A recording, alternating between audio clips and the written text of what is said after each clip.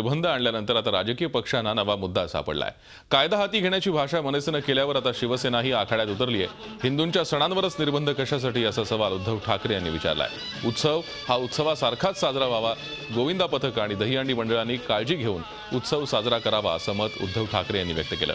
20 फुटांपेक्षा जास्त उंचीवर हंड्या बांधता येणार नाहीत आणि 18 वर्षांखालील गोविंदांना दहीहंडीत सहभागी होता येणार नाही असे आदेश सुप्रीम कोर्टाने दिलेत।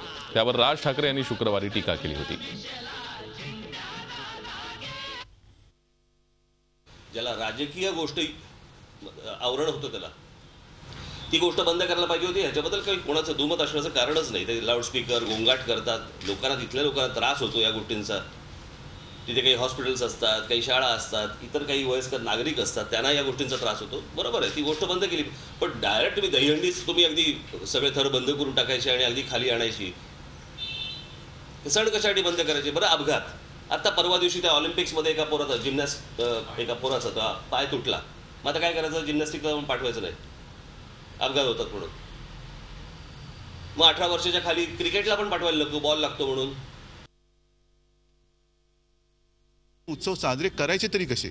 आणि उत्सव म्हटल्यानंतर त्याला उत्सव म्हणायचं कसं? जर का त्याला चौकटीत बंधन टाकून जर म्हणणार असाल तर ते नुसतं एक ऑफिससारखं एक काम होईल। उत्सव म्हटल्यानंतर तो उत्सवासारखाच साजरा झाला पाहिजे। दिवाळीत फटाके वाजवायचे नाहीत।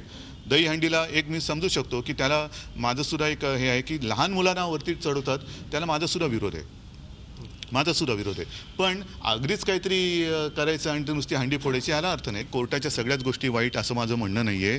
कोर्टाने करायची आपल्याला वाटतं तो अतिरिक्त आहे, पण प्रत्येक जणांनी आपापल्या जीवाची काळजी घेऊन उत्सव हा उत्सवासारखा साजरा केला पाहिजे। झी 24 तास रहा एक पाऊल पुढे।